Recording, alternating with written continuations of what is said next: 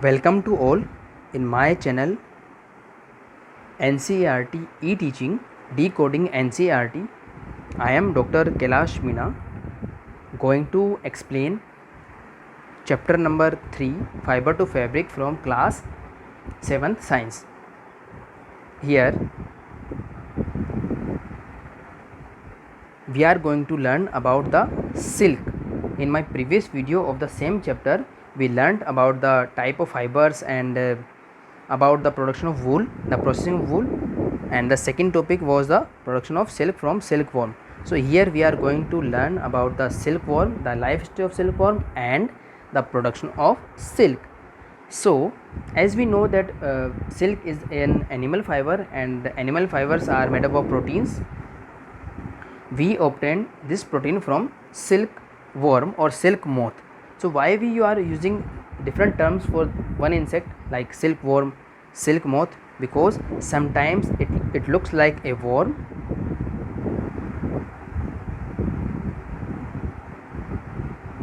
and sometimes it looks like a moth. Why this happens? Because in case of humans, cats, lizards, birds, tiger and other animals, we see that the infant or baby resembles to the adult.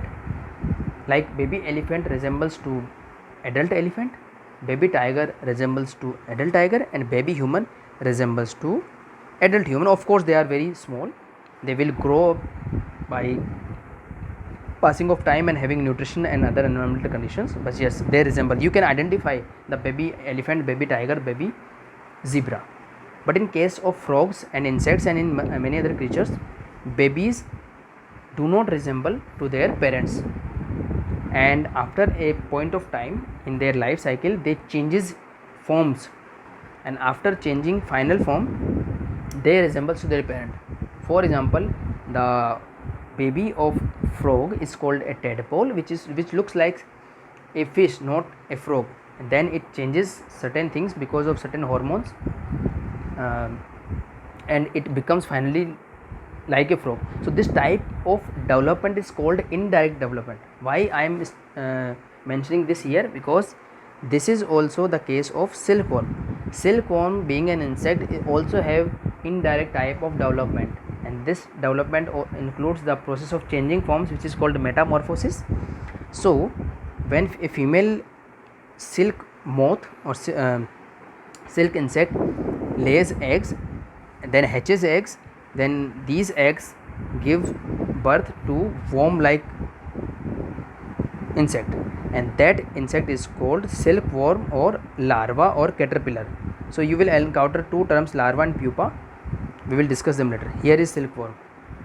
Now we have one idea about the indirect development of silkworm, and here is the summary of fiber to fabric from class 6 science, which I already have mentioned in my previous video of the same chapter, that you need to have some idea of fiber to fabric, that from class 6 science, from class 7 science and from class 8 science you are going to get something from related to fibers in chapter 3. So the chapter 3 will be fiber to fabric in case of 6 science. In case of 7 science it is also fiber to fabric, and in case of 8 science you are going to learn about synthetic fibers. So in class 6 science we learned about plant fibers, in class 7 science we are learning about animal fibers. In my previous video we have learned about wool. In this video we are learning about silk, and in your next class in chapter number 3 you are going to learn about synthetic fibers and plastics. Now moving to the main topic of today is silk. So silk is obtained from silkworms, and rearing of silkworm for obtaining silk is called sericulture. What is rearing? Keeping of animals for human benefit, taking care of their breeding, taking care of their feeding, taking care of their diseases. It means in nutshell, taking care of silkworm is called rearing, and that have a special term which is sericulture. You will encounter other terms also: apiculture, silviculture, pisciculture. So these terms are designated for certain types. For example, apiculture denotes the rearing or keeping the honeybees, and pisciculture denotes the rearing and keeping of aquatic animals or fishes. Now focusing on the silkworm. What is the life history of silk moth? So the life history of silk moth is very simple. It changes its forms from eggs to larva to pupa to adult. What is larva and pupa? Larva you have already seen is looks like a worm, which is called caterpillar or silkworm. Then pupa. What is pupa? So let me first discuss the eating habit of silkworm. Silkworm loves to eat mulberry leaves. What are mulberry leaves? Mulberry is a tree. It have leaves, and the fresh leaves of mulberry is the favorite food of silkworm. So silkworms lay eggs on mulberry leaves. So when silkworm comes out from eggs, it eats mulberry leaves for many days, for 1 month, you say, and that while growing it eats mulberry leaves, and then when it stops eating, when it is completely filled with food and it have grown to a certain extent, then it want to rest, and it forms thread of proteins or a thread of silk around it, and it becomes like an oval shape, and that shape is called cocoon or pupa. So here you can see the cocoon made up of silk thread. So what is the use of silk thread for silkworm? I want to quote another example of spider. You have seen spider webs at your home like this. Spiders have spider webs, and spider webs are actually their homes for shelter and for feeding also. They capture insects by, here we can draw one rough sketch of spider. So spiders have spider webs. Have you ever wondered from where spiders get that spider web? They make their web by using their body fluids. When their body fluids come into contact with the environment, it dries up and it makes threads, and they are able to make webs. In the same way, the silkworm is able to get silk from its body fluids dried up and make silk, and the use of silk for silkworm is to protect it by covering itself all around. So here we can see the section of a cocoon. Here we can see the developing moth. So this is how a silkworm completes its life cycle. First, female lays eggs on mulberry leaves. Then on mulberry leaves, worms comes out from eggs and they eat mulberry leaves. Finally, when they finish eating, they make a shell or protective layer of silk around themselves. That stage is called pupa or cocoon, and finally that develops into an adult silk moth. So this is how silkworm changes its forms. It changes its forms many times. Now coming back to the topic, now we can read the statements. Life history of silk moth, as you have seen visually. The female silk moth lays egg which hatch into larvae. Larvae is the full form of larva. Larva and pupa are technical terms for larva, is a technical term for caterpillar or silkworm, and larvae is the plural form of larva. So hatched into larvae called caterpillars or silkworm. So caterpillar, larva or silkworm is all are equal terms for silkworm. So you will encounter one NCERT question also. The larva feeds on mulberry leaves and grows in size. Then it secretes fiber made of protein and weaves these fibers around itself completely and forms pupa. So as I have mentioned, the cocoon which was made up of silk, and that cocoon is called pupa. That stage is called pupa. This covering is called cocoon. So pupa lives in cocoon. So in the cocoon you can see the stage pupa. The pupa then develops into young silk moth. Silk yarn thread, silk what was the protective covering was made up of threads. It's obtained from the cocoon of the silk moth. The most common silk moth is the mulberry silk moth, which we have discussed. So here is one catch. See, female silk moth lay eggs turn out into caterpillars or larva or silkworm. Silkworm eats mulberry leaves. Then when it stops feeding, it covers itself by its own body fluid, which is called silk.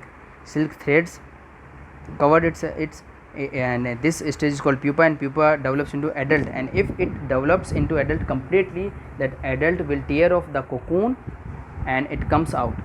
Then because the purpose of the silk was that for the pupa to have protection after eating and while converting into moth. But if we consider this with human perspective, we are not interested in silk moths, we are interested in the silk. And that is why we need to kill the insect during its pupa stage to obtain the silk thread. In my previous video we have seen that for obtaining wool we need not to kill the sheep, but yes, in case of silk we need to kill the silkworm to obtain the silk. Now, so this is how this is why we need to understand the life history of silk moth to have an idea at what stage we need to obtain the silk. That stage is pupa as per silkworm, and we need to collect the cocoons. So these are the male and female silk moths. The actual pictures you can see how they looks like. Now this is the life cycle which already have discussed. Eggs on mulberry leaves, then larva which is also called caterpillar, and this larva is called as silk worm. Then pupa within the cocoon is made up of silk threads, and finally the adult which is called silk moth. So you can say silk worm, you can say silk moth, both denotes the different stages of silk worm's life cycle. So here are some actual pictures. Again, adult silk moth, then female laying eggs on mulberry leaves, eggs on mulberry leaves, caterpillar or larva eating mulberry leaves, then cocoon. Here you can see the actual cocoons made up of silk, very beautiful you can see. Now cocoon with developing moth, but yes, this stage we are not interested in this stage, because we are going to kill the insect and use this complete cocoon for unwinding the thread. Now from cocoon to silk, now we know that the stage of insect which is called pupa is covered with cocoon or covered with silk thread which was made by the silkworm. We are interested in that form.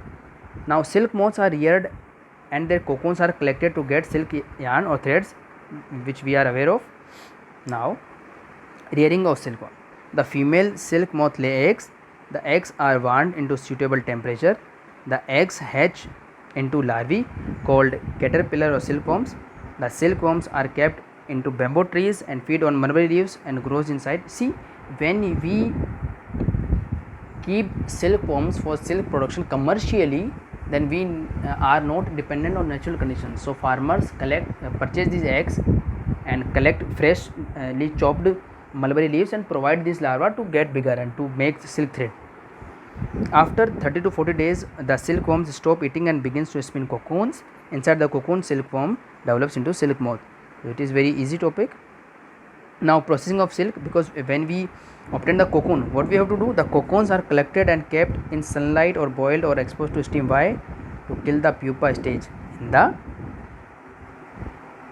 cocoon. The silk fibers separated out.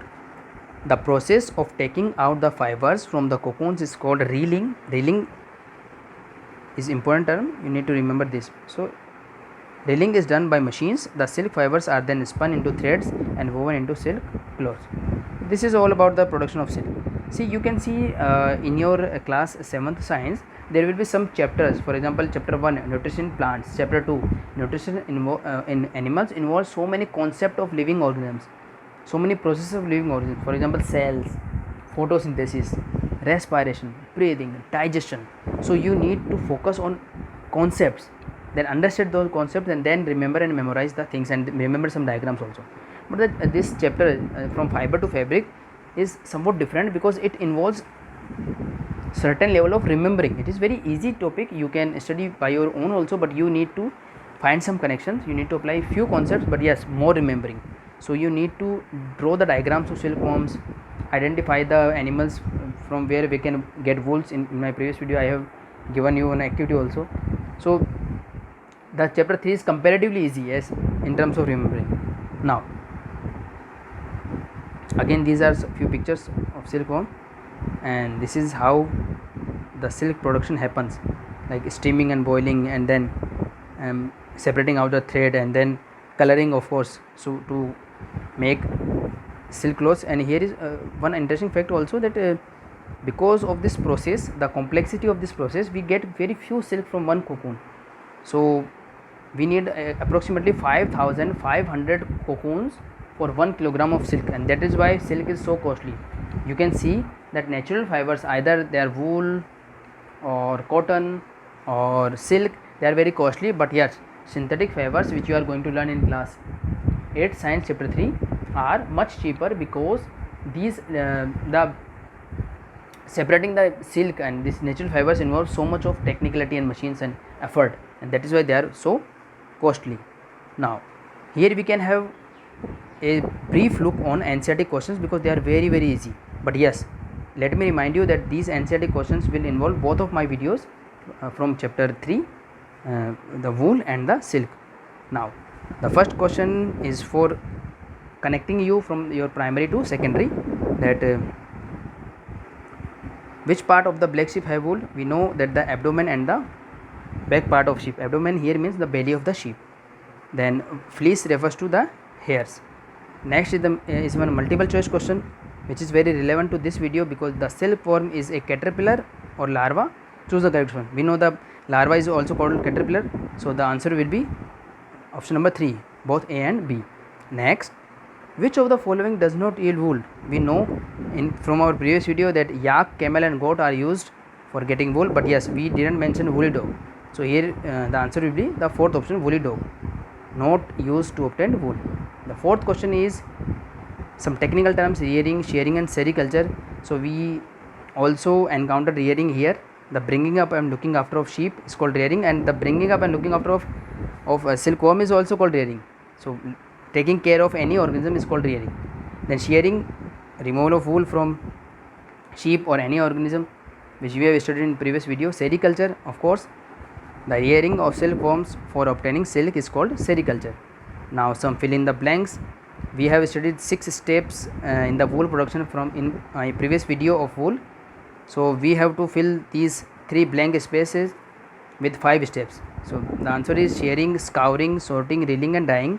Here let me remind you, shearing refers to removal of wool, scouring refers to cleaning of that wool, sorting means classifying or arranging the wool, reeling and dyeing means then separating the threads, and dyeing means coloring of the threads. Now sketches are very simple, but the concept here is the two stages in the life stage of silk moth, which are directly related. So we know that the first stage is silkworm, which feeds on mulberry leaves, which is crucial to farmers, and then again is cocoon, which is actually from where we are getting the silk thread. Now finally few more questions. Out of the following, which are the two related the production of silk? We have discussed the sericulture, but one more term was left, was the moriculture. Sericulture from silkworm and moriculture from mulberry leaves. So these terms derived from the scientific names of these organisms. So you can search the scientific names of silkworm as well as the mulberry tree, and that you will discover how these terms related to those things. So sericulture and moriculture related to the production of silk. Again some match the column things. Scouring, as I said that scouring is cleaning the sheared skin. Then mulberry leaves are connected to food of animal. Which animal? The silkworm. Next is yak. We have seen that yak is used as wool in Tibet and Ladakh. So yak yields silk fiber. Yak will be used as wool. So it is an wool yielding animal, which you have learned in my previous video. It is in wool yielding animals of colder areas. Finally cocoon. So cocoon is from where we gain the silk fibers. So last question is the crossword. You can solve it by your own, and these are the answers if you want to have a look. Now our next topic will be chapter 4, heat, and thank you so much for your listening.